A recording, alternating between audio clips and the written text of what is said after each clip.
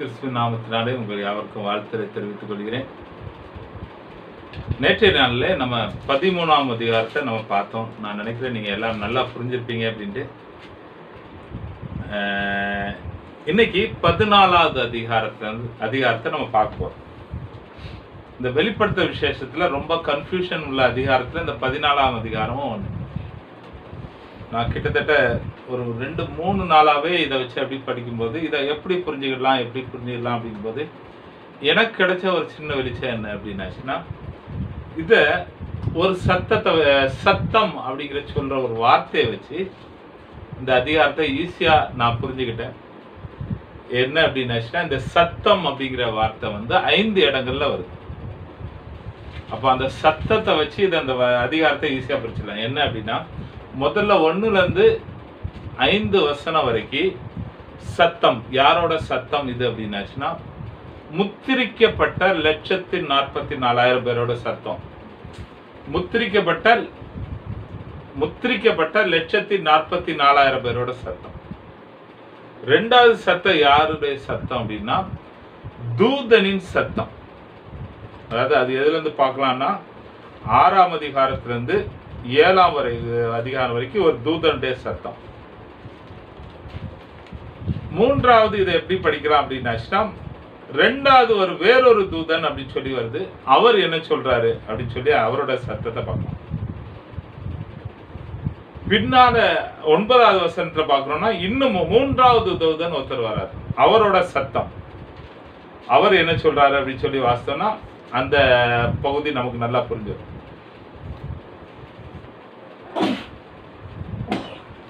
அடுத்தது பரலோகத்திலிருந்து ஒரு சத்தம். பரலோகத்திலிருந்து ஒரு சத்தம் அப்படிங்கிற வசனத்தை 13வது வசனத்துல வாசிக்கிறோம். அது என்ன இருக்குன்னா 12-13. அந்த வசனத்துல ஆண்டவருடைய இயேசு கிறிஸ்துவோட சத்தம் அது. அதுக்கப்புறம் இன்னொன்று பார்த்தோம் அப்படின்னா 15வது வசனத்திலிருந்து பார்த்தோம்னா வேறொரு தூதனுடைய சத்தம். அது நியாய தீர்ப்பை குறித்ததான சத்தம். இப்படி ஒரு 5-6 இதுல இந்த 14வது அதிகாரத்தை ஈஸியா நம்ம பிரிச்சுக்கிடலாம், நம்ம ஈஸியா புரிஞ்சுக்கிடலாம். இப்போ முதல் சத்தம் என்ன அப்படின்னு சொல்லி நம்ம பார்த்தோம் அப்படி பார்ப்போம். எல்லாரோடது இன்னைக்கு கிட்டத்தட்ட 14வது அதிகாரம் முழுமையா முடிஞ்சிடும். முதல் சத்தம், முதல் வசனத்தை நம்ம படிப்போம். பின்பு நான் பார்த்தபோது இதோ சீயோன் மலையின் மேல் ஆட்டுக்குட்டியானவரையும் அவரோடு கூட அவருடைய பிதாவின் நாமம் தங்கள் நெற்றிகளில் எழுதப்பட்டிருந்த 1,44,000 பேரையும் நிற்க கண்டேன். 13வது அதிகாரத்துல நம்ம ஒன்ன பார்த்தோம். என்ன அப்படின்னாச்சுன்னா, சமுத்திரத்திலிருந்து ஒரு மிருகம் எழும்பி வருது. அதுக்கப்புறம் இன்னொன்னு பார்க்கிறோம், பூமியில இருந்து ஒரு மிருகம் வருது ஆட்டுக்குட்டியை போல.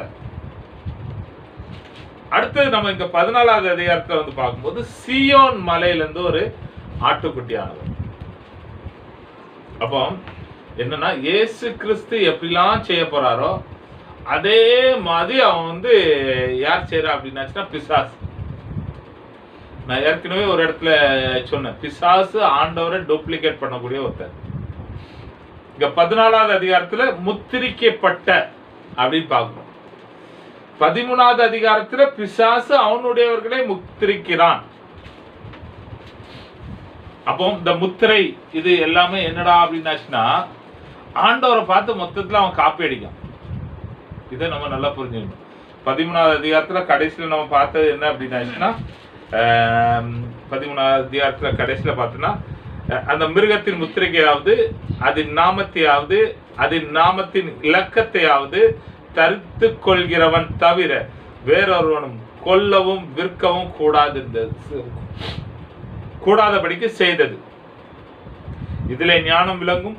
அந்த மிருகத்தின் லக்கத்தை புத்தியுள்ளவன் கணக்கு பார்க்க கடவன். அது மனுஷருடைய லக்கமா இருக்கிறது. அதனுடைய லக்கம் 666, அதாவது 666. அப்போ இயேசு கிறிஸ்து என்னெல்லாம் செய்யறாரோ அதெல்லாம் அப்படியே காப்பி அடிக்கிறார். என்ன பண்றார்? 14வது அதிகாரத்துல பார்க்கிறோம், ஆண்டவர் முத்திரிக்கிறார்.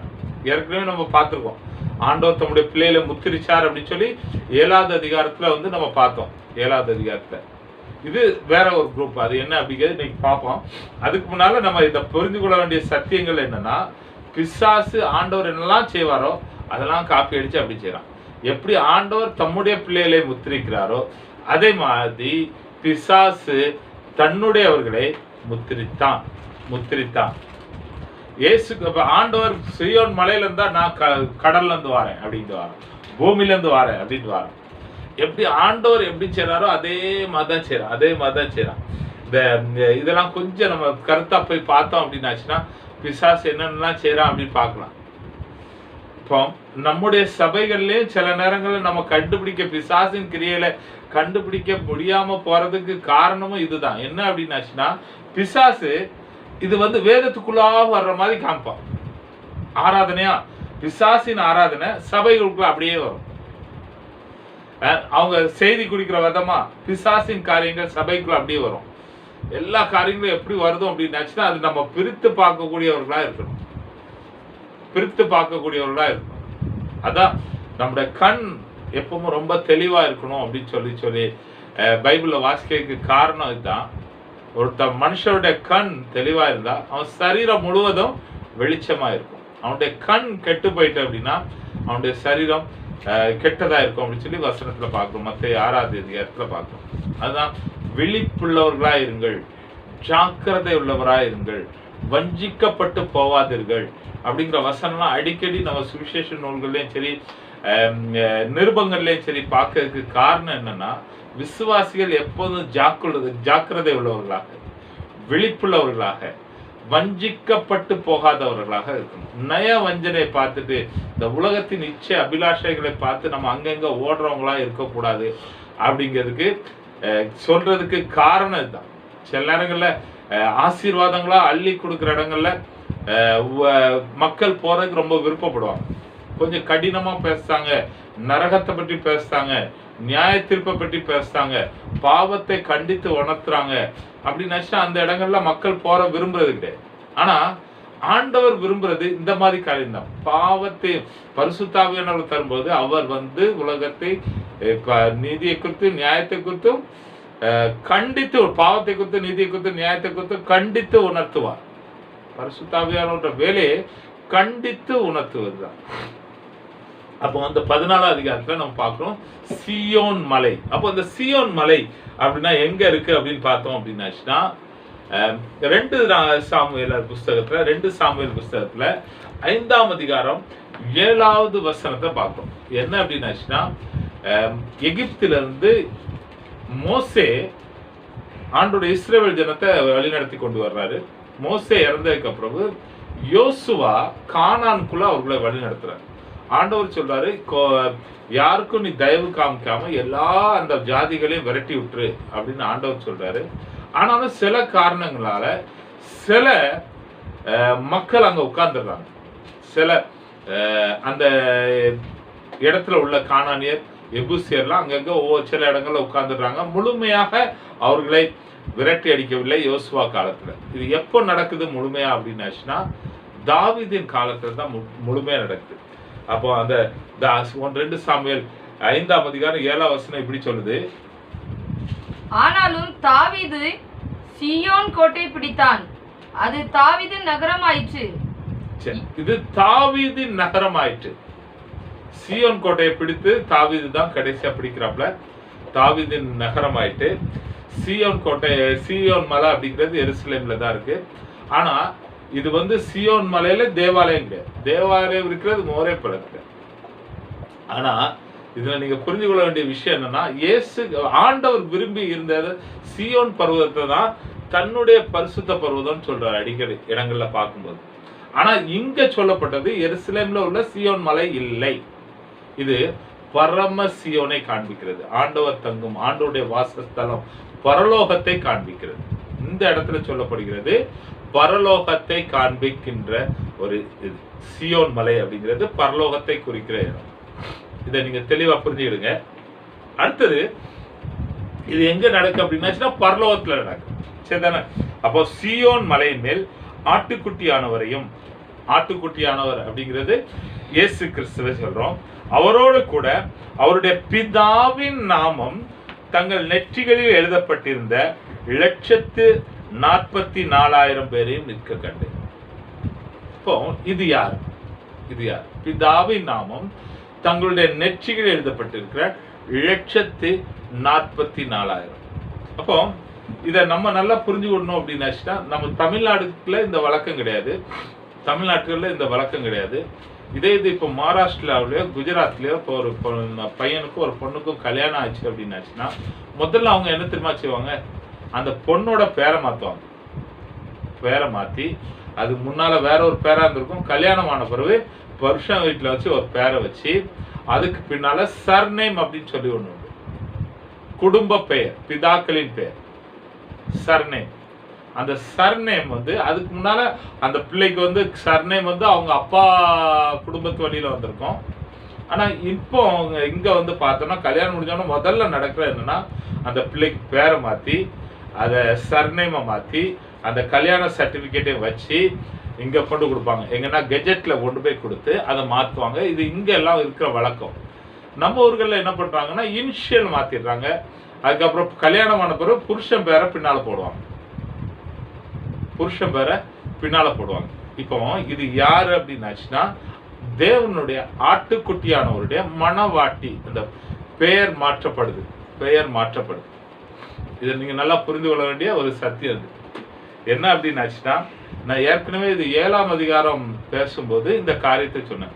நீங்க இதுல வந்து ரொம்ப குழப்படி காரணம் என்ன அப்படின்னாச்சுன்னா, 7ஆம் அதிகாரத்துல பாக்குறோம். 7ஆம் அதிகாரத்தை நம்ம பார்ப்போமே.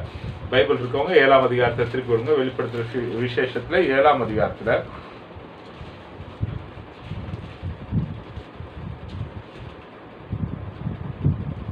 3ஆம் வசனத்தை பத்தி. நாம் நமது தேவனுடைய ஊழியக்காரரின் நெற்றி முத்திரை போட்டு தீர்மளவும் பூமியையும் சமுத்திரத்தையும் மரங்களையும் சேதப்படுத்தாதிருங்கள் என்று மகா சத்தமிட்டு கூப்பிட்டான். முத்திரை போடப்பட்டவர்களின் தொகையை சொல்ல கேட்டேன். இஸ்ரவேல் புத்திரருடைய சகல கோத்திரங்களிலும் முத்திரை போடப்பட்டவர்கள் 1,44,000 பேர். இங்க சொல்லப்பட்டிருக்கிறது தேவனுடைய ஊழியக்காரர்கள். ஊழியக்காரர்கள் அந்த இது எப்படின்னா முதல் 3 வருடத்துல அந்த இதுல சொல்றோம். முதல் உபத்திரவ காலத்துல நடந்த ஒரு சம்பவமா இதை பார்க்கிறோம். இஸ்ரவேல் ஜனங்களுக்குள்ள ஆண்டவரை ஏற்றுக்கொண்ட மக்களுக்குள்ள ஆண்டவர் அந்த நேரங்களில் நெற்றியிலே முத்திரையை போடுகிறார். அவர்களை குறித்து சொல்லப்படுகிற வார்த்தை என்ன அப்படின்னாச்சுன்னா, நமது தேவனுடைய ஊழியக்காரரின் நெற்றிகளின் முத்திரை போட்டு தீர்மானமும். இங்க யாரு அப்படின்னா மணவாட்டி. அப்போ நீங்க தெரிஞ்சு கொள்ள வேண்டிய விஷயம் என்ன அப்படின்னா, முதல்ல வந்து சபை எடுத்துக்கொள்ளப்படுது. அதுக்கப்புறம் பார்த்தோம் அப்படின்னாச்சுன்னா, முதல் உபத்திரவ காலத்துல ஆண்டவருக்காக இரத்த சாட்சிகளாக மரித்தவர்களுடைய ஆத்மா பலிபீடத்துக்கு கீழே இருக்கு அப்படின்னு சொல்லி பார்த்தோம். அவங்களுக்கு ஆண்டவர் ரட்சிப்பை கொடுக்கிறார், வெண்வஸ்திரத்தை தெரிவிக்கிறார். கொஞ்ச நாள் இருங்க, உங்களோட சேர்ந்தவங்க எல்லாம் வர வேண்டியிருக்கு, வந்த பிறகு எல்லாரும் வந்துடலாம் மேல அப்படிங்கிற மாதிரி சொல்றார். கொஞ்ச நாள் பொறுக்க சொல்றார். அந்த காலகட்டத்துல இந்த இரத்த சாட்சிகளின் கூட்டம் ஒன்று இருக்கு.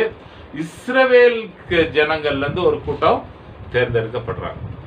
இவங்களோட இதுவும் பூரணமாகும். அப்போ ஒரு கோத்திரத்துக்கு எவ்வளவு அப்படின்னு பார்க்கும்போது இந்த 7ஆவது அதிகாரத்துல நம்ம பார்க்கிறோம். யூதா கோத்திரத்தில் முத்திரை போடப்பட்டவர்கள் 12,000 அப்படிங்கிறது 12 இன்று 10 12,000 பேருக்கு. அப்போ 12 வந்து இஸ்ரவேல் கோத்திரத்தை குறிக்கிற நம்பர், 10 முழுமை. அப்போ இது ஒரு முழுமையான தொகையா இருக்கும். 1 2 அப்படின்னு எண்ணி சொல்ல முடியாது. ஒரு முழுமையான ஒரு தொகை அப்படின்னு சொன்னேன். இதுக்குரிய முழுமையான தொகையா 1 2 3 என்னன்னதா அப்படிங்கிறது பரலோகத்துல போய்தான் இதுக்குரிய விடை நமக்கு கிடைக்கும். அப்போ இங்கேயும் நம்ம பார்க்கும்போது என்ன பார்க்கிறோம் அப்படின்னாச்சுன்னா, இது பார்க்கும்போது அவருடைய பிதாவின் நாமம் தங்கள் நெற்றிகளில் எழுதப்பட்டிருந்த 1,44,000 பேரை நிற்க கண்டேன்.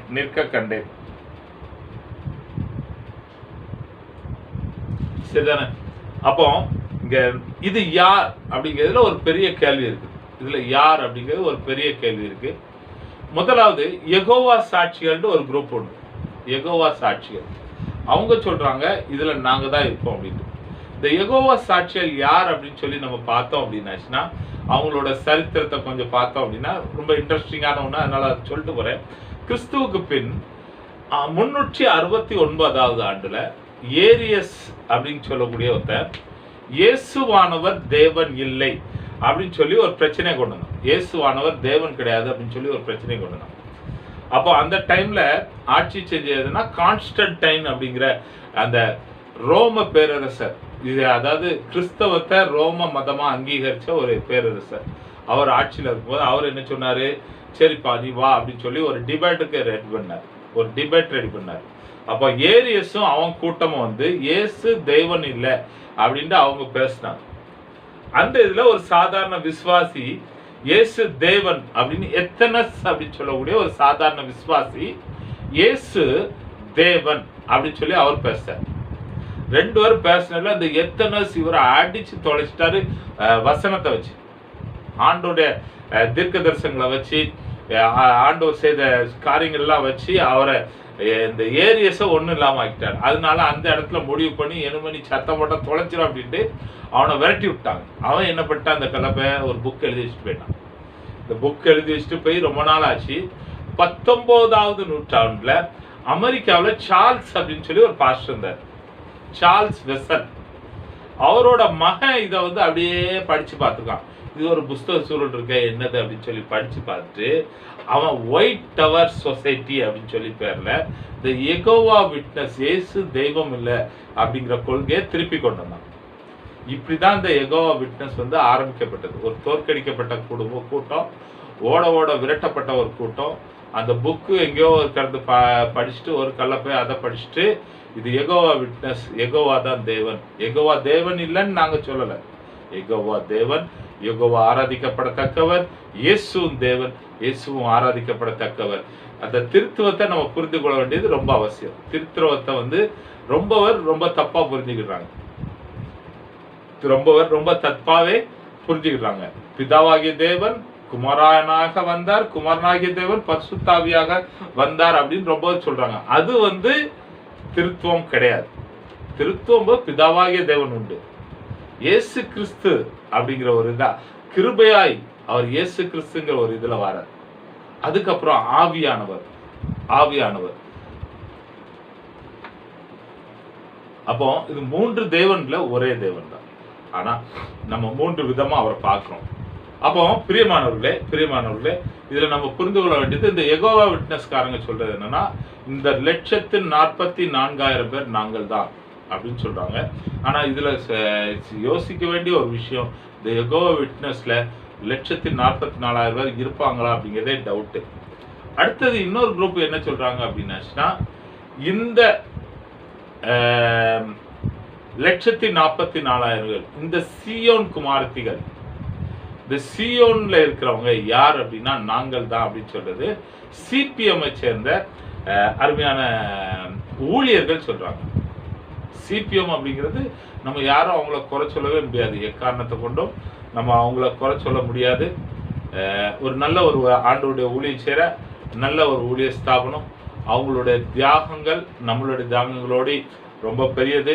ஆண்டவருக்காக தன்னைத்தானே வெறுத்து திருமணம் செய்து கொள்ளாமல் அவங்க வந்து சன்னியாசிகளாக இருந்து ஊழியம் செய்கிறாங்க. அதனால அந்த ஊழியக்காரங்களை நம்ம அவங்க தப்பு, அப்படி சரியில்லை இப்படி சரியில்லைன்னு கமெண்ட்ஸ் அடிக்கிறதுக்கு நம்ம எந்த விதத்திலையும் யோக்கியம் கிடையாது. ஏன்னா அந்த சிபிஎம் அப்படிங்கிறது பாஸ்டர் பால் அப்படின்னு சொல்லி ஒரு பாஸ்டரால அந்த ஊழியம், அருமையான ஒரு தேவனுடைய மனுஷனால அந்த ஊழியம் நிறுவப்பட்டுச்சு, நல்ல ஊழியம் செஞ்சிருக்காங்க. அதுல வந்து மாற்று கருத்தே கிடையாது. ஆனா வேதம் அப்படின்னு சொல்லி வரும்போது வேதம் தான், யாரா இருந்தாங்க வேதம் தான். அப்போ நமக்கு அவங்க சிபிஎம் காரங்க சொல்லிட்டாங்க அப்படிங்கிறதுனால அவங்க தியாகமா செய்யறாங்க அப்படிங்கிறதுனால அதை அப்படியே எடுக்கணும்னு அவசியம் இல்லை, வேதத்துல சரியான விளக்கம் இல்லாத பட்சத்துல. ஆனா வேதத்துல நம்ம பார்க்கும்போது கடவுள் இயேசு கிறிஸ்து முதல்ல அற்புதம் செஞ்ச இடமே ஒரு கல்யாண வீடு தான். திருமணம் அப்படிங்கிற ஒரு பந்தன் ஆண்டவரால உண்டாக்கப்பட்டது. முதலாக உண்டாக்கப்பட்ட ஒரு இணைப்பு அப்படிங்கிறது திருமண இணைப்பு. அதான் எபிரேயர் புஸ்தகத்துல அழகா எழுதுறாரு. எபிரேயர்ல 13ஆம் அதிகாரத்துல 4ஆம் வசனம் என்ன சொல்லுது அப்படின்னா, விவாகம் யாவருக்குள்ளும் கனம் உள்ளதாயும் இருக்கிறது. யாவருக்குள்ளும் விவாகம்ங்கிறது கனம் உள்ளது. வேதம் விவாகம் பண்ணக்கூடாது அப்படின்னு எங்கேயுமே எழுதல. அப்போ திருமணம் பண்றதுனால அவங்க கரைபட்டு போறாங்க அப்படின்னு சொல்லி ஒருவேளை நம்ம பார்த்தோம் அப்படின்னாச்சுன்னா, அப்போ அந்த பந்தத்தை ஆண்டவர் உண்டாக்கி இருக்க மாட்டாரு அப்படிங்கிறது என்னோட அபிப்பிராயம். ஏன்னா முதலாக பரலோகத்துக்கு எடுத்துக்கொள்ளப்பட்டது யாருன்னா ஏனோக்கு திருமணமானவர், குழந்தைகளை பெற்றவர். அவர் தான் முதலாக பரலோகத்துல எடுத்துக்கொள்ளப்படுகிறார். அடுத்து இன்னொரு ஆளை நம்ம பார்த்தோம்னா பேதுரு.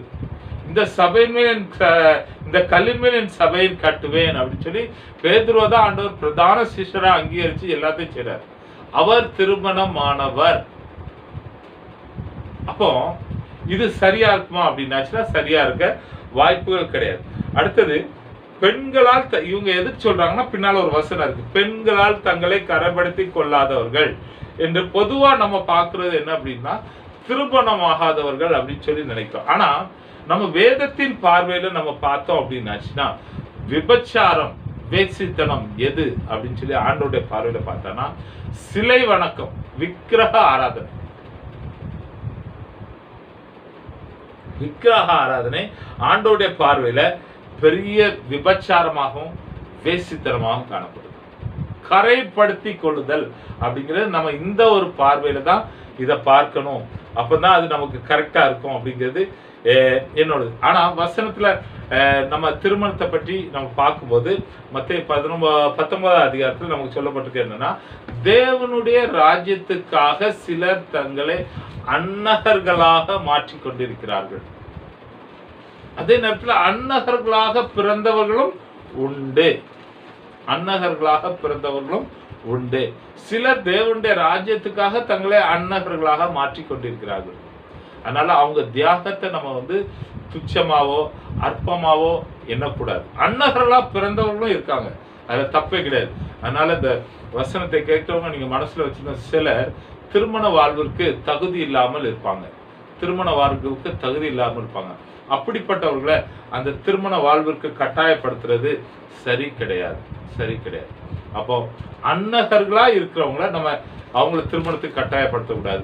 சிலர் தேவனுடைய ராஜ்யத்துக்காக தங்களை அன்னகர் ஆக்கியிருப்பாங்க, ஆண்டவருக்காக அவங்க செஞ்ச பொறுத்தனை அதையும் நீ கல்யாணம் பண்ணி தான் ஆகணும்னு சொல்லி கட்டாயப்படுத்தவும் கூடாது. அப்போ அது ஒரு வரம், ஆண்டவரால கொடுக்கக்கூடிய ஒரு வரம். அதனால இதுக்கும் அதுக்கும் சம்பந்தம் இல்லை. தூய்மை என்பது வாயின் மட்டும் இல்லை, தூய்மைங்கிறது நம்முடைய நடவடிக்கைகள்ல இருக்கிறது. அப்போ இந்த வசனத்தை நம்ம பின்னால வாசி பார்த்தாங்கன்னா அவங்க என்ன செய்றாங்க அப்படின்னாச்சுன்னா 2ஆவது வசனத்துல பார்க்கிறோம், அல்லாமலும் பெருவெள்ள இரைச்சலை போலவும் பலத்த இடி முழக்கம் போலவும் ஒரு சத்தம் வானத்திலிருந்து உண்டாக கட்டேன். நான் கேட்ட சத்தம் சுரமண்டலக்காரர் தங்கள் சுரமண்டங்களை வாசிக்கிற ஓசையை போல் இருந்தது.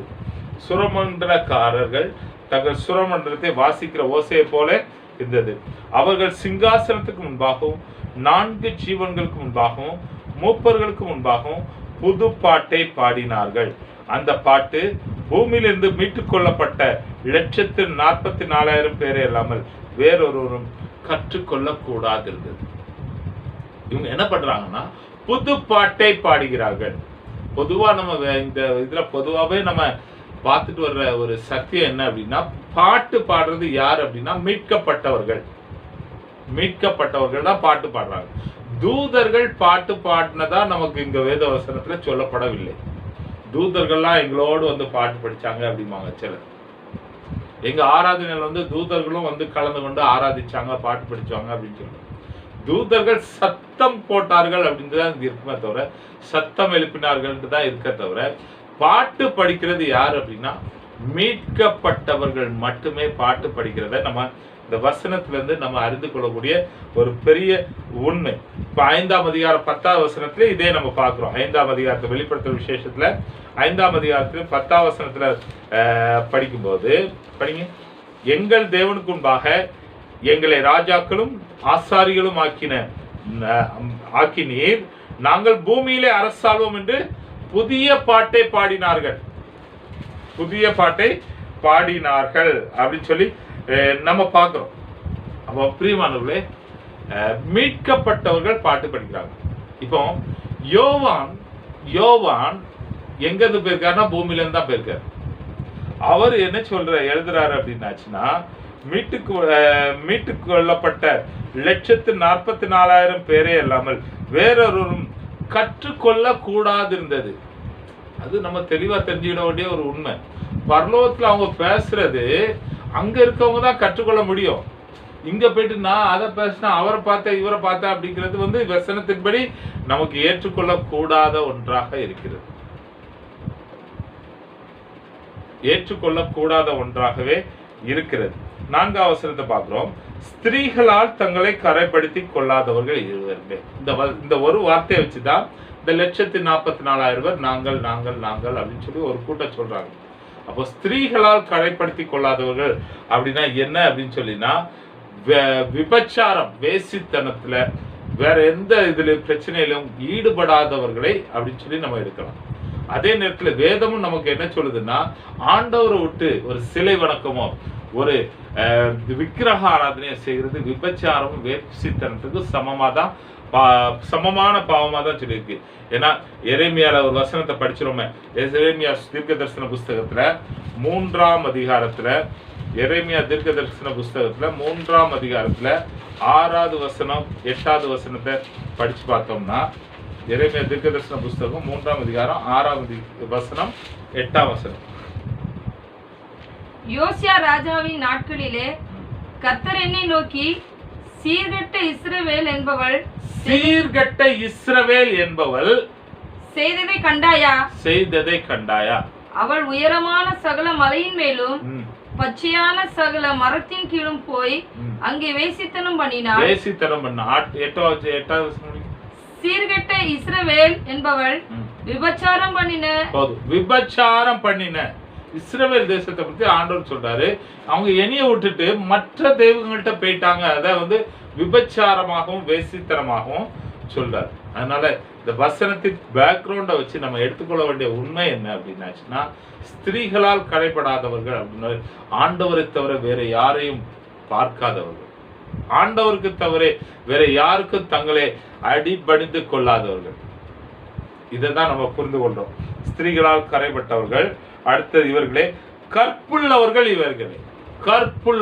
கற்பு அப்படிங்கிறது என்ன அப்படின்னாச்சுன்னா இதுதான். அதாவது மற்ற ஸ்திரீகளால் தங்களை கரைப்படுத்திக் கொள்ளாத, மற்ற தெய்வங்களால் நம்மளை கரைப்படுத்தி கொள்ளாதவர்கள். ஆட்டுக்குட்டியானவர் எங்கே போனாலும் அவரை பின்பற்றுகிறவர் இவர்களே. ஆட்டுக்குட்டியானவர் எங்கே போனாலும் அவரை பின்பற்றுகிறவர் இவர்களே. இப்போ இது என்ன அப்படின்னாச்சுன்னா, ஒரு இன்ட்ரெஸ்டிங்கான ஒரு விளக்கம் இதுல சொன்னோம் அப்படின்னாச்சுன்னா, இன்னைக்கு 2 கூட்டமான மக்கள் விசுவாச மக்களை நம்ம சபையில பார்க்கிறோம். ஒரு கூட்டம் என்ன தெரியுமா, ஆண்டவரே வயிறு வலிக்கு வாரம் ஆண்டவரே அப்படின்னு ஆண்டவர் கூப்பிடுறாரு. அடுத்து நம்ம வெளியே போகுது, ஆண்டவரே நான் போறேன், என் வீடை பாதுகாத்துக்கிடும், நீர் இங்க வந்துடும். ஆண்டவரே நான் இன்னைக்கு ஆலயத்துக்கு போக முடியல, நீ என் வீட்டுக்கு வரோம். அதாவது ஆண்டவரை பின்பற்றவங்க, ஆண்டவரை நம்ம பக்கத்துல இழுக்கிற ஒரு கூட்டம். ஆண்டவரை எங்க போனாலும் என் கூட வந்துரும் இருக்கிற ஒரு கூட்டம். இன்னொரு கூட்டம் என்னன்னா, ஆண்டவர் எங்க போறாலும் அங்கெல்லாம் போற கூட்டம். ஒருவன் என்னை பின்பற்றி வர விரும்பினால் தன்னைத்தான் வெறுத்து தன் சிலுவை எடுத்துக்கொண்டு என்னை பின்பற்றி வரக்கிறது. நான் திருப்பி சொல்றேன், ஒருவன் என்னை பின்பற்றி வர விரும்பினால் தன்னைத்தான் வெறுத்து தன் சிலுவை எடுத்துக்கொண்டு என்னை பின்பற்றி வரக்கூடாது. இன்னைக்கு சபையில மெஜாரிட்டி குரூப் எப்படி இருக்கும் அப்படின்னாச்சுன்னா, ஆண்டவரே நான் எங்க போனாலும் நீ வந்துருமாண்டவரே கூப்பிடுறோமா கூப்பிடலையா. இது என்னன்னா, உங்களுக்கு இன்னும் நல்லா தெரிஞ்சுன்னா, ஆண்டவரே ஏன் விருப்பம் இது இதெல்லாம் நிறைவேற்று அழுது 7 மணி நேரம் 8 மணி நேரம் ஜபம் எதுக்கு? ஏன் விருப்பம் நிறைவேற்றுறதுக்கு. நம்ம எத்தனை பேர் ஜபம் பண்ணிருக்கோம், ஆண்டவரே உம்முடைய விருப்பம் என்ன நிறைவேறட்டும். உம்முடைய விருப்பம்னா என்ன ஆண்டவரே எனக்கு சொல்லித்தாங்க. எங்க இருந்து சொல்லி தருவார்னு நினைக்கீங்க? வேதத்தை படிங்க பிரியமானவர்களே. வேதத்திலிருந்து ஆண்டவர் வேதத்திலிருந்து அவருடைய சித்தத்தை நம்ம வெளிப்படுத்துவாரு. அந்த சித்தம் எனக்குள்ள வாழ்க்கையில நிறைவேறட்டுன்னு சொல்லி ஜெபம் பண்ணுங்க. அது ஒரு சரியான ஜெபமா இருக்கும். நான் திருப்பி சொல்றேன், நான் ஜெபம் பண்றதுக்கு ஜெபத்துக்கு எதிரி கிடையாது. ஜெபம் பண்ணணும், நானும் ஜெபம் பண்றேன். ஆனா இன்னைக்கு ஜெபம் எப்படிப்பட்டதா ஆயிட்டது, நம்ம ஒரு லிஸ்ட் அடிச்சு வச்சிருக்கோம். இதெல்லாம் இதுக்கு ஜெபம் பண்ணுங்க, இதுக்கு ஜெபம் பண்ணுங்க, இதுக்கு ஜெபம் பண்ணுங்க, இதுக்கு ஜெபம் பண்ணுங்க, இதுக்கு ஜெபம் பண்ணுங்க. இப்போ அது கேட்டாச்சுன்னா நம்ம என்ன சொல்லுவோம், மிஷினரி ஊழியங்களுக்காக ஜெபம் பண்ணணும், சுவிசேஷ ஊழியங்களுக்காக ஜெபம் பண்ணணும். ஜெபம் பண்ணக்கூடாதுன்னு சொல்லல. நம்ம எதை பண்றோம், மிஷினரி ஊழியங்கள் அவங்கவுங்க விருப்பத்தை எழுதிப்பாங்க. எங்களுக்கு ஊழியத்துக்கு ஒரு கார் தேவைப்படுகிறது, அந்த காருக்காக ஜெபம் பண்ணிடுங்க. ஊழியத்துக்கு இது தேவைப்படுது, இதுக்காக அவங்களோட விருப்பத்தெல்லாம் எழுதி அனுப்பியிருக்காங்க. இங்க உட்கார்ந்து நம்ம என்ன பண்ணிட்டு இருக்கோம்னா, ஆண்டவரே அவங்க விருப்பத்தை நிறைவேற்றுங்க, அவங்க விருப்பத்தை நிறைவேற்றுங்கன்னு சொல்றோம். ஆனா சரியான ஒரு ஜெபம் எதுவா இருக்கும் அப்படின்னு தெரியுமா, வேதத்தை உட்கார்ந்து படிங்க, வேதத்தை உட்கார்ந்து தியானிங்க. ஆண்டவருடைய சித்தம் என்னங்கிறது எங்க இருக்கும்னா வேதத்துலதான் இருக்கு. அதாவது the word of the God is the will of God. பரிசுத்த வேதம் ஆண்டவருடைய சித்தம், இதுதான் உண்மை. அப்போ ஆண்டவருக்கு பின்பற்றணும், ஆண்டவருக்கு போகணும் அப்படின்னா ஆண்டவர் எங்க போறாரு, என்ன செய்ய சொல்றாருன்னு தெரிஞ்சாதானே பின்பற்ற முடியும். தெரியாம நம்ம எப்படி பின்பற்ற முடியும்? அப்ப எப்படி தெரிஞ்சுக்கிறது அப்படின்னா வேதத்தை வாசிங்க. உங்களுக்கு புரியாத இடங்கள உங்க பாஸ்டர்ட்ட கேளுங்க உட்கார்ந்து, ஐயா இது எங்களுக்கு புரியல, எங்களுக்கு சொல்லித்தாங்க அப்படின்ட்டு. அப்போ ஆண்டவர் சொல்லி கொடுப்பாரு. நான் ஏற்கனவே ஒரு ட்ரிப் உங்களுக்கு வேத பாட வகுப்புல சொன்னேன், திருப்பி நான் சொல்றேன். பரிசுத்தாவியானவர் ஒருத்தருக்கு வரும்போது சகல சத்தியத்துக்குள்ள ஒண்ணு நடத்துவார் அப்படின்னு சொல்லி வேதத்தை சகல சத்தியத்தை எங்க இருந்து எடுத்து கொடுப்பாராம், அவர் என்னிடத்திலிருந்து எடுத்து கொடுப்பார் அப்படின்றது. அப்போ இந்த வேதத்தில் உள்ள சில பேக்ரவுண்ட் வசனங்கள்லாம் நம்ம பார்க்கும்போது நான் புரிஞ்சுக்கிட்ட உண்மை என்ன அப்படின்னாச்சுன்னா, இந்த எம்மாவூருக்கு போற சீஷர்கள் மத்தியில ஆண்டவர் நடந்து போறார். அவங்க சோகமா போறதை பற்றி அவங்கள்ட்ட கேட்கிறாரு, ஏப்பா சோகமா போறீங்க, என்னாச்சு, உங்களுக்கு என்ன பிரச்சனை அப்படிங்கும்போது அவங்க சொல்றாங்க இப்படிலாம் நடந்துருச்சு அப்படின்போது ஆண்டவர் அவங்களுக்கு இந்த தீர்க்க தரிசன வசனங்கள்லாம், அவங்களுக்கு உள்ளுக்கு இருக்க வசனம், அவங்களுக்கு தெரிஞ்ச வசனங்கள்லாம் எடுத்து அதுல இருந்து எடுத்து சொல்லி கொடுத்து வர்றாரு. ஆண்டவர் போன பிறகு சொல்றாங்க அவங்க, அவர் சொல்லும் போது எங்கிட்ட நம்முடைய உள்ளங்கள் கொழுந்து விட்டு எரியவில்லையா அப்படிங்கிறார். அப்போ நான் கேட்கிற கேள்வி என்னன்னா, சப்போஸ் அந்த தீர்க்க தரிசன வசனங்கள் அவர்களுக்கு தெரியாமல் இருந்துச்சுன்னா ஆண்டவர் சொல்லும் போது அவங்க அதை புரிஞ்சிருக்க முடியுமா அப்படின்னா முடியாது. தேவன் அவர்கள் கண்களை திறந்தார். லீதியால பற்றி பார்க்கிறோம். லீதியாளுக்குள்ள அந்த தீர்க்க தரிசன வசனங்கள் இருந்துச்சு. பவுல் போய் சொல்ல அவருக்கு ஆமா ரைட்டு இது கிளியரா காமிக்காரு. அப்போ ரைட் ஓகே. அந்த கந்தாகை மந்திரிக்கு பிலிப்பு ஓடி போய் சொல்றாரு, அவருக்கு படிச்சிருக்காரு, ஒண்ணுமே புரியல, எல்லாம் மனசுல இருக்கானா, அது என்ன எங்க நடக்கு எப்படி நடக்குன்னு தெரியல, நீ படிச்சிடலாம், அது இதுதான் இவர் அதை ஒட்டி கொடுக்குறாரு. அப்போ அவரு எப்பா அதுல தண்ணி இருக்கு, எனக்கு ஏதாவது தடை இருக்கா ஞானஸ்நானம், நீ விசுவாசத்தா தடலை, நிப்பாட்டு வண்டிய ஞானஸ்நானம் கொடுத்தாச்சு.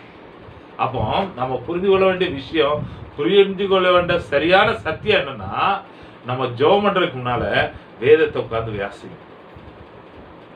வேதத்துல சொல்லப்பட்டிருக்க காரியம் ஆண்டவருடைய சித்தம் என்னங்கிறது உங்களுக்கு வெளிப்படும்.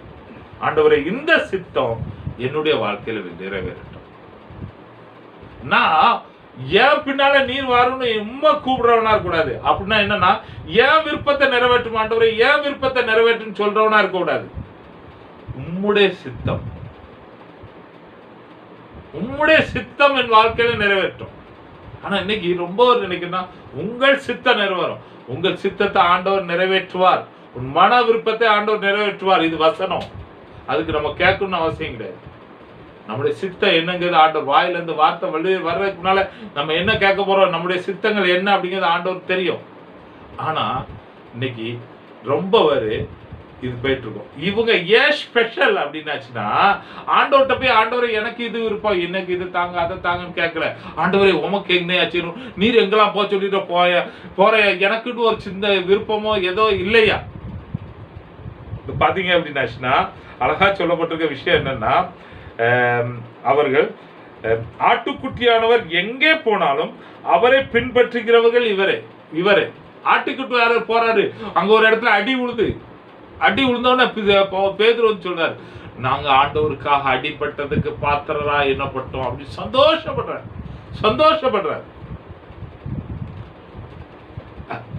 ஊழியத்துக்கு போன அடிச்சுட்டான், ஆண்டவரே நீ அவன் எப்படி என் மேல கை வைக்கிறான் அப்படின்னு ஆண்டவர்கிட்ட போய் போராடல. ஆண்டவருக்காக நான் அடிபட்ட சந்தோஷம். அவரை சிலுவையில் அறையப்படுறாங்க. ஐயோ எங்க ஆண்டவரை நேர வச்சு அடிச்சீங்க, அப்படி நேர வச்சு அடையிறதுக்கு நான் பாத்திரம் இல்லை, எனக்கு தயவுசெய்து மாத்தி வச்சு அடிச்சிருங்க அப்படிங்க. அவர் தலைகீழா வச்சு சிலுவையில் இருந்தாங்க. பிரியமானவர்களே, அப்போ இது யார் அப்படின்னாச்சுன்னா ஆட்டுக்குட்டியானவர் எங்கே போனாலும் அவரை பின்பற்றினவர்கள். இவர்கள் மனுஷரிலிருந்து தேவனுக்கும் ஆட்டுக்குட்டியானவருக்கும் முதற் பலனாக மீட்டுக் கொள்ளப்பட்டவர்கள்.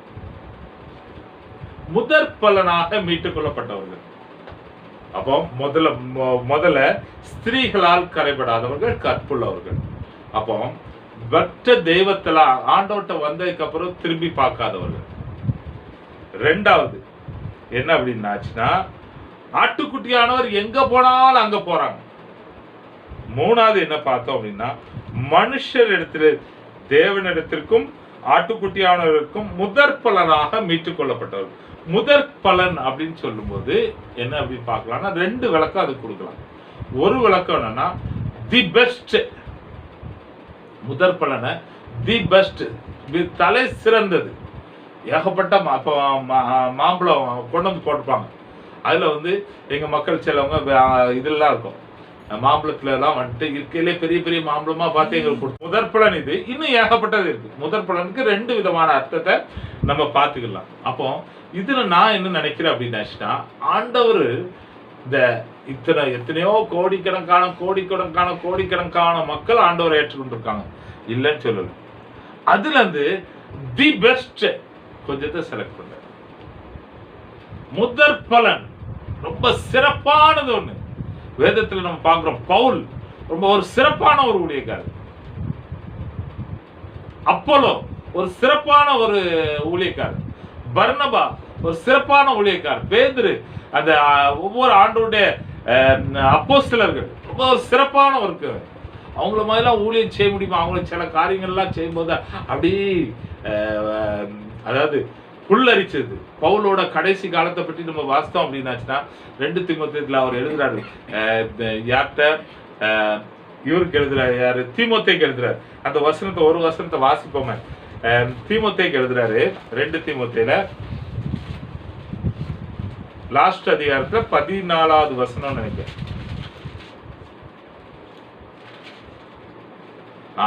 கண்ணனாகிய அலெக்சாந்தர் எனக்கு வெகு இதுல 13வது வசனம். துரோவா பட்டணத்தில் இருக்கிற கார்ப்பு என்பவன் வசத்தில் நான் வைத்து வந்த மேலங்கையும் புஸ்தகத்தையும் விசேஷமாக தோல் சுருளையும் நீ வரும்போது எடுத்துக்கொண்டு வா. யாருக்கு எழுதுறாருன்னா தீமோத்தேயு. சரித்திரத்துல படிக்கும்போது கடைசி நாட்கள்ல அவனுக்கு வந்து அந்த நீரோ மன்னன் வந்து சிறைச்சேதனம் பண்ற சொல்றதுக்கு ஆர்டர் கொடுத்தான். எல்லாம் தெரிஞ்ச பிறகுதான் அவர் இந்த புஸ்தகத்தை எழுதுறாரு. அதான் இதுல எழுதும்போது நான் வார்க்கப்பட்டு போகிறேன், நல்ல போராட்டத்தை போராடினேன், இந்த ஓட்டத்தை முடித்தேன், விசுவாசத்தை இதெல்லாம் எழுதிட்டு அவர் சொல்றாரு, துரோவா பட்டணத்தில் இருக்கிற கார்ப்பு என்பவன் வசத்தில் நான் வைத்து வந்த மேலங்கினா மூடுற போர்வை அல்லது மேல மூடுற நல்ல ஷொட்டர் மாதிரி உள்ள ஒண்ணு. ஏன்னா அங்க குளிர் அவருக்கு தாங்க முடியல. அந்த சிறைச்சாலையில குளிர் தாங்க முடியாம நீ வரும்போது வாங்கிட்டு வந்துரு அப்படின்னு கொண்டு வந்துரு அப்படின் போது தீமோத்தேயை கொண்டு வந்தாராம். கொண்டு வந்து பருப்பாவது யாரை பார்க்கணும் அப்படின்னாங்களா? ஜெயில பவுலை பார்க்கணும்னு அப்படி பார்த்து அவரை நேரத்து தான் தலையை வெட்டி கொண்டோம், அவர் எழுதி வச்ச கொஞ்சம் புஸ்தகம் இருக்கு, இதெல்லாம் கொண்டு போன்னு திருப்பி கையில கொடுத்து விட்டாங்க. எவ்வளவு ஆண்டவருக்காக ஊழியம் செஞ்ச ஒரு மனுஷன். இன்னும் பலர் ஊழியம் செஞ்சிருக்காங்க. தலை சிறந்த தி பெஸ்ட், எதையுமே எதிர்பார்க்காம ஆண்டவர் இந்த 1,44,000 பேர் யார் அப்படின்னு பார்த்தோம்னா தி பெஸ்ட். இது வந்து 1,44,000 நான் அன்னைக்கு சொன்ன அதே கணக்குல இது ஒரு முழுமையான நம்பர். அவ்வளவுதான். எண்ணிக்கையில இருக்குமா அல்லது முழுமையா இருக்குமா, ஒரு குறிப்பிட்ட கூட்டம் இருக்குமா அப்படிங்கிறது தெரியல. ஆண்டவருக்கே அது தெரியும். பிரியமானவர்களே, இது ஒரு தி பெஸ்ட் குரூப் 1,44,000. இப்போ இந்த இதுல 3 வகையான மக்களை நம்ம பார்க்கிறோம். இந்த பரலோகத்துல 3 வகையான குரூப்பை நம்ம இதுல பார்த்துட்டோம். ஒன்னு யாரு அப்படின்னாச்சுன்னா தி பெஸ்ட் இவங்க. ரெண்டாவது யாருன்னா மனவாட்டியாகிய சபை நாம. மூணாவது யாருன்னா இந்த உபத்திரவத்தின் காலத்துல ஆண்டவரை ஏற்றுக்கொண்டு ஆண்டவர்கிட்ட ரத்த சாட்சி இருக்கும். அப்போ இந்த தேவாலயத்துல ஒரு மூணு முறைமைகள் இருக்கு. ஒண்ணு மகா பரிசுத்த ஸ்தலம், ரெண்டாவது பரிசுத்த ஸ்தலம், மூணாவது என்ன அப்படின்னாச்சுன்னா பிரகாரம். மகா பரிசுத்த தலத்துக்குள்ள பிரதான ஆசாரியன் மட்டும்தான் பண்ண முடியும், அவன் தி பெஸ்ட். பரிசுத்த ஸ்தலத்துக்குள்ள யார் போக வேண்டிய? ஆசாரியர்கள், ஆண்டவருக்கு ஊழியம் செய்றவங்க, ஆண்டவருடைய மக்கள், ஆண்டவருக்காகவே நியமிக்கப்பட்டவர்கள். பிரகாரத்துக்குள்ள யாரெல்லாம் போக முடியும்னா ஆண்டவரை ஏற்றுக்கொண்ட எல்லாரும், யூதர்கள் எல்லாரும். இங்க இதே ஒரு இதுதான் வரும் அப்படின்னு என்னோட ஒரு பார்வை. இந்த தி பெஸ்ட் ஸ்தானம் யாருக்கு அப்படின்னாச்சுன்னா இந்த 1,44,000 பேர், முத்திரிக்கப்பட்ட 1,44,000 பேர். இது யார் அப்படின்னா இந்த ஆண்டவருக்கு தங்களை ஒட்டுக்கொண்டு மீட்கப்பட்டவர்கள், ஸ்திரீகளால் கடைப்படார்கள், ஆட்டுக்குட்டியானவர் எங்க போனாலும் அவங்க பின்னால போனவங்க. ஆண்டவர் தான், ஆண்டவருக்காக பக்தி வைராக்கியமா வாழ்ந்தவங்க. சரி, அடுத்தது நம்ம பார்க்கிறோம் 5வது வசனத்துல பார்க்கிறோம், இவர்களுடைய வாயிலே கபடம் காணப்படவில்லை. இவர்களுடைய வாயிலே கபடம் காணப்படவில்லை. இவர்கள் தேவனுடைய சிங்காசனத்திற்கு முன்பாக மாசில்லாதவர்களா இருந்தார்கள். மாசில்லாதவர்களா, அதாவது தூய்மை மட்டும் இல்ல, அவங்க பரிசுத்தம் மட்டும் இல்ல, அவங்களோட கற்பு மட்டும் இல்ல, அவங்க வாயில உண்மை இருந்துச்சு, கபடத்தனம் இல்ல. முன்னால ஒரு பேச்சு, பின்னால ஒரு பேச்சு, இந்த பேச்சியல் எதுவுமே இல்லை. பிரியமானவர்களே, நம்முடைய வாழ்க்கையில் இப்படிப்பட்ட ஸ்பாவங்கள் காணப்படும். ஆண்டவர்கிட்ட ஜெபம், ஆண்டவரே என் மனசுல கபடத்தன்மை இருக்கக்கூடாது. நான் சில நேரங்களில் ஆளை பார்த்துட்டு எப்படி வேணாலும் நிறத்தை மாத்திக்கிறேன், அப்படி நிறத்தை மாத்திரவனா இருக்கக்கூடாது, கபடம் இருக்கக்கூடாது. ஆண்டவர் மாசில்லாதவர்களா இருக்கணும். ஜெபம், ஆண்டவருடைய சித்தம், ஆண்டவருடைய பிள்ளைங்க இப்படி இருக்கணும்னு ஆண்டவர் விரும்புறாரு. ஆண்டவரே என் உள்ளத்துல இருக்கிற கப்பட்டுத்தன்மையெல்லாம் மாத்தி போட்டுருங்க, மாசு இல்லாதவனா என்னை மாற்றுங்க ஆண்டவர். ஜெபம் பண்ணுங்க, ஆண்டவர் அப்படியே உங்களை செய்வார். 6வது வசனத்துக்கு போவோம். பின்பு வேறொரு தூதன் வானத்தின் மத்தியிலே பறக்க கண்டேன். அவன் பூமியிலே வாசம் பண்ணுகிற சகல ஜாதிகளுக்கும், கோத்திரத்தாருக்கும், பாஷைக்காரருக்கும், ஜன கூட்டத்தாருக்கும் அறிவிக்கத்தக்கதாக நித்திய சுவிசேஷத்தை உடையவனாயிருந்து மிகுந்த சத்தமிட்டு தேவனுக்கு பயந்து அவரை மகிமைப்படுத்துங்கள். அவர் நியாய தீர்ப்பு கொடுக்கும் வேலை வந்தது. வானத்தையும் பூமியையும் சமுத்திரத்தையும் நீரூற்றுகளையும் உண்டாக்கினவரை தொழுது கொள்ளுங்கள் என்று கூறினார். இப்போ இங்க என்ன நடக்கு அப்படின்னாச்சுன்னா ஆண்டவருடைய சுவிசேஷம் அறிவிக்கப்படுகிறது. இந்த சுவிசேஷத்துக்கு ஒரு பெயர் கொடுக்கப்படுது, நித்திய சுவிசேஷம். இப்போ நம்ம இந்த காலத்துல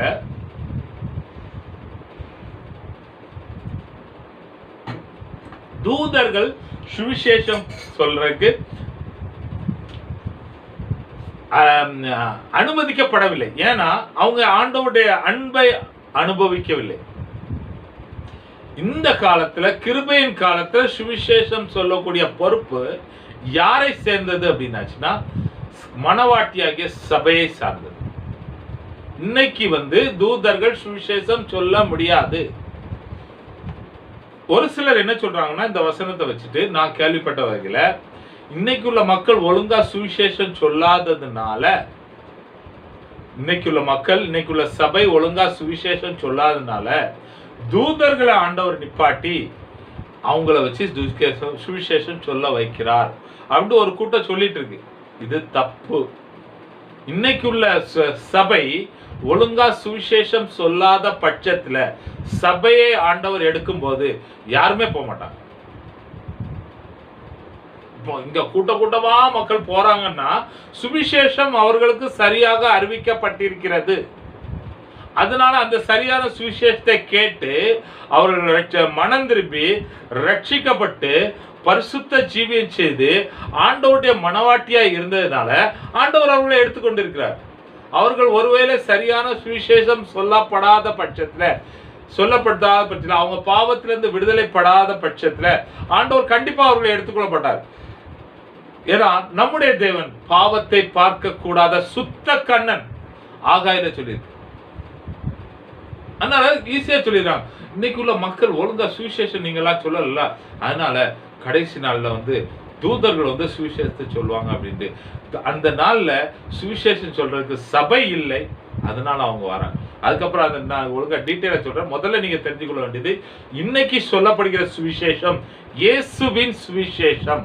இயேசுவின் சுவிசேஷம் அப்படின்னு என்ன அப்படின்னா, யோவான் 3:16 தான் இயேசுவின் சுவிசேஷம். யோவான் 3:16 அப்படிங்கிறது தான் இயேசுவின் சுவிசேஷமா இருக்குது. நம்ம எல்லாத்துக்கும் தெரிஞ்ச ஒரு வசனம் தான். எல்லாரும் ஒருத்தருக்கு சேர்ந்து நம்ம வாஸ்தவம் அப்படின்னாச்சுன்னா அது நமக்கு பிரயோஜனமா இருக்கும். என்ன அப்படின்னாச்சுன்னா, தேவன் தம்முடைய ஒரே குமாரனை விசுவாசிக்கிறவன் எவனோ அவன் கெட்டு போகாமல் நித்திய ஜீவனை அடையும்படிக்கு அவரை தந்தருளினார். தந்தருளி இவ்வளவாய் உலகத்தில் அன்பு கூர்ந்தார். அதான் ஒருத்தர் கெட்டு போக கூடாதுங்கிறதுக்காக தேவன் இயேசு கிறிஸ்துவை தந்தருளினார்.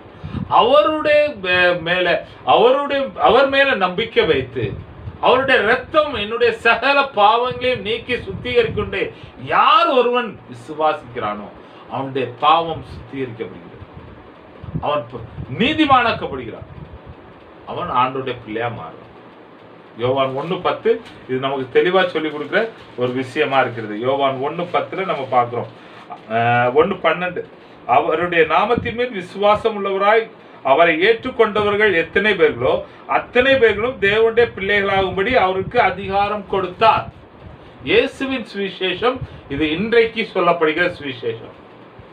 இப்போ இந்த சபையின் காலத்துக்கு அப்புறம் முதல் 3.5 வருஷத்துல இன்னும் 2 பேர் தீர்க்க தரிசனம் சொல்றாங்க.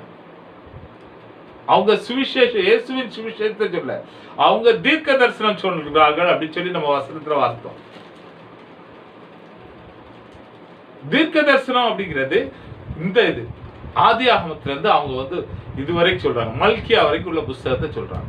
தீர்க்க தரிசனம் வேத வார்த்தைகளை சொல்றாங்க. அங்க இயேசு கிறிஸ்துவின் ரத்தத்தினால ரட்சிப்பில்லை, ஆண்டவரை விசுவாசித்து பிதாவாகிய தேவனை ஏற்றுக்கொள்கிறவர்கள் ரட்சிக்கப்படுகிறார்கள். இப்போ அந்த 2 சாட்சிகளையும் கொல்லப்படுறாங்க. அவங்க காலம் நிறைவேறின போது அந்த 2 சாட்சிகளும் கொல்லப்பட்ட பிறகு இப்போ இந்த தூதர்கள் சாட்சி சொல்றாங்க. பாருங்க, ஆண்டவர் தாம் உண்டாக்கின மக்கள் மேல, தான் உண்டாக்கின மனிதர்கள் மேல எவ்வளவு கரிசனை உள்ளவர்களா இருக்கிறாங்கிறது இதுல இருந்து நம்ம தெரிந்து கொள்ள வேண்டிய ஒரு பெரிய சத்தியம். ஆண்டவர் தான் உண்டாக்கின மக்கள் யாரும் கெட்டு போக கூடாது, எப்படியாவது அவங்களுக்கு ஒரு வாய்ப்பை நாம் ஏற்படுத்தி கொடுப்போம், எப்படியாவது அவர்கள் ரட்சிக்கப்படட்டுங்கிற ஒரு நல்ல யோகத்தோடு இவங்க என்ன செய்யறாங்க அப்படின்னா, வேறொரு தூதன் வானத்தின் மத்தியிலே பறக்க கண்டேன். அப்படின்னா எல்லாரும் பாக்குற மாதிரி வானத்தின் மத்தியில அப்படின்னா எல்லாரும் அவனை பாக்குறாங்க, அவன் சொல்றதை எல்லாரும் கேட்கிறாங்க. கேட்டு அவன் என்ன சொல்றான் அப்படின்னாச்சுன்னா, அவன் பூமியில வாசம் என்கிற சகல ஜாதிக்கும் கோத்திரத்தாருக்கும் பாஷைக்காரருக்கும் கூட்டத்தாருக்கும் அறிவிக்கத்தக்கதாக நித்திய சுவிசேஷத்தை உடையவனா இருந்து. அப்போ நித்திய சுவிசேஷம் அப்படின்னா என்ன அப்படின்னு பார்த்தோம் அப்படின்னா, தேவனுக்கு பயப்படுங்கள் முதல்ல, அவரை மகிமைப்படுத்துங்கள் 2வது, 3வது நியாயத்திற்கு கொடுக்கக்கூடிய வேலை வந்து விட்டது. அடுத்தது என்ன அப்படின்னாச்சுன்னா, பூமியையும் சமுத்திரத்தையும் நீரூற்றுகளையும் உண்டாக்கினவரை தெரிந்து கொள்ளுங்க. அப்போ இவர் சொல்ற விஷயம் என்ன அப்படின்னாச்சுன்னா, அங்க இவர் என்ன சொல்ல வாராரு அப்படின்னாச்சுன்னா, இதுக்கு முன்னால என்ன நடந்துட்டு இருக்குன்னு நீங்க கொஞ்சம் மனசுல கொண்டு வந்தீங்கன்னா ஈஸியா புரிஞ்சிடலாம். என்ன நடந்துட்டு இருக்கு அப்படின்னா, இந்த பூமியில இருந்து எழும்பி வந்த மிருகம் என்ன பண்ணிட்டான் அப்படின்னா, இதை வானத்துல இருந்து அக்னியை கொண்டு வர, இதை கொண்டு வர, அது மனுஷன் தான் அவன் அது ஜாது டோனெல்லாம் பண்ணி மக்களை எல்லாரும் சொல்லி, அப்பா அந்த மிருகத்துக்கு ஒரு சொரூபத்தை பண்ணுங்க அப்படின்னு சொல்லி அந்த மிருகத்தை சொரூபத்தை பண்ண வச்சு அதுக்குள்ள ஒரு அசுத்த ஆவியையும் கொடுத்து அதை வணங்காதவன்லாம் கொல்றதுக்கு அதுக்கு அதிகாரம் கொடுத்தாச்சு. இப்ப அந்த பூமியின் குடிகள் எல்லாரும் என்ன பண்றாங்க அப்படின்னா, அவங்கள வணங்குறாங்க. அவங்க இந்த வணங்கி அவனை ஏற்றுக்கொண்டு அந்த அவனுடைய அவனுடைய முத்திரையை தங்களுடைய நெற்றிலையாவது அவங்க வலது கையிலையாவது வாங்கிடுறாங்க. இப்போ உலகம் உள்ள யாரை ஆராதிக்கிறா? அந்த மிருகத்தை ஆராதிக்கிறான். இப்போ இவன் அந்த நித்திய சுவிசேஷனா இவன் சரியான சுவிசேஷம் என்னத்தவர்களுக்கு கொடுக்காப்ல, எப்பா வானத்தையும் பூமியையும் சமுத்திரத்தையும் நீரூற்றுகளையும் உண்டாக்கின ஒரு தேவன் இருக்காரு. வானத்தையும் பூமியையும் சமுத்திரத்தையும் நீரூற்றுகளையும் உண்டாக்கின தேவன் இருக்கிறாரு. அவரை மகிமைப்படுத்துங்கள். நீங்க உண்டாக்குன சொரூபத்தை மகிமைப்படுத்தாங்க. நீங்க உண்டாக்குன சொரூபத்தை தொழுது கொள்ளாதீங்க. வானத்தையும் பூமியையும் சமுத்திரத்தையும் நீரூற்றையும் உண்டாக்கினவரே, உங்க எல்லாரையும் உண்டாக்கினவரே, அவரை தொழுந்து கொள்ளுங்க அப்படிங்க. நித்திய சுவிசேஷம் நீங்க புரிஞ்சிருப்பீங்க நினைக்கிறேன். இதுக்கு முன்னால சாத்தான் எல்லாரையும் ஏமாத்தி நயவஞ்சகமா பேசி அவங்க எல்லாரையும் யார வணங்க வச்சுட்டான் அப்படின்னாச்சுன்னா அந்த அந்தி கிறிஸ்துவ வணங்க வச்சுட்டான். இப்போ அந்த சாட்சிகளோட 2 சாட்சிகளோட காலமும் முடிஞ்சு போச்சு. இப்போ தூதன் எல்லாத்துக்கும் சுவிசேஷம் சொல்றான். இவனை இந்த சொரூபத்தை நீங்க தான் உங்க சமுத்திரத்தையும் இந்த பூமியையும் இந்த வானத்தையும் இந்த நீருட்டையும் உண்டாக்கின தேவன் ஒருத்தர் இருக்காரு. அவருக்கு பயப்படுங்க, அவருக்கு மகிமை செலுத்துங்க. அவரு தான் நியாய தீர்ப்பு செய்யக்கூடிய நாள் வந்துட்டு சீக்கிரம் நியாய தீர்ப்பு வரப்போகுது. அதுக்குள்ள எப்படியாவது மனம் திரும்பி அவரை ஏற்றுக்கொள்ளுங்க, அவரை ஆராதிங்க, அவரை தொழுது கொள்ளுங்க அப்படின்னு சொல்றாப்ல. இங்க இயேசு கிறிஸ்துவின் சுவிசேஷம் அறிவிக்கப்படவில்லை. இயேசு கிறிஸ்துவின் சுவிசேஷம் அப்படிங்கிறது பாவ மன்னிப்பை கொடுக்கிறது. பாவ மன்னிப்பை கொடுக்கிறது. அவனுக்கு நியாய தீர்ப்பு கிடையாது. இயேசு கிறிஸ்துவை ஏற்றுக்கொண்டவர்களுக்கு நியாய தீர்ப்பு கிடையாது, ஆக்கினை தீர்ப்பு கிடையாது, நியாய தீர்ப்பு கிடையாது. இங்க இவங்க என்ன சொல்றாங்க அப்படின்னா, எப்பா எப்படியாவது நீ ஆண்டவர் அவர் தான் ஆண்டவர் நினைச்சு அவரை ஏற்றுக்கொள்ளுங்க. இவனை விட்டு தள்ளு, இவன் சரியில்லை, இவன் உண்டாக்கப்பட்ட நீங்க உங்க கையினால உண்டாக்கப்பட்ட சொரூபம் அப்படின்னு சொல்லி இந்த சுவிசேஷத்தை தான் சொல்றாங்க. ஆனா இந்த காரியத்தை நீங்க அநேகர் தப்பா புரிந்து கொள்றாங்க. பிரியமானவர்களே, இந்த தூதன் சொல்றது என்னன்னா எல்லா மக்களுக்கும் ஒரு சுவிசேஷத்தை அறிவிக்கிறான். அப்ப ரொம்ப வரைக்கும் ஒரு கேள்வி என்ன அப்படின்னா, மகா உபத்திரவத்தின் காலத்திலே ரட்சிக்கப்படுகிற கூட்டம் உண்டா அப்படின்னா உண்டு. எப்படின்னா அந்த யார் மூலலாம் இது ஆயிருக்கும் அப்படின்னு சொல்லப்படுது அப்படின்னாச்சுன்னா அந்த 2 சாட்சிகள் சொன்ன வசனத்தின் தீர்க்க தரிசனத்தின் மூலமா, அதன் மூலமா அதை கேட்டு புரிந்து கொண்ட இஸ்ரவேலர்கள் போராட்டங்கள்லாம் செய்கிற ஊழியத்தின் மூலமாக, அதுக்கப்புறம் இந்த சாட்சிகள் மூலமாக, இந்த தேவதூதன் மூலமாக ஒரு கூட்ட மக்கள் ஆண்டவர்கிட்ட வர்றதுக்கு வாய்ப்பு இருக்கிறது. அடுத்த 8ஆம் வசனம் 9வது வசனம் நான் நினைக்கிறேன் நேரமாயிட்டு, அதனால நாளைக்கு நம்ம 8ஆம் வசனத்துல இருந்து பார்ப்போம். நாளைக்கு 15வது அதிகாரம் சேர்த்து முடித்துருவேன். 8ஆம் வசனத்துல இருந்து 15வது அதிகாரம் வரைக்கும் நீங்க வரும்போது வாசிச்சுட்டு வாங்க. கர்த்தர் உங்களை ஆசீர்வதிப்பார்.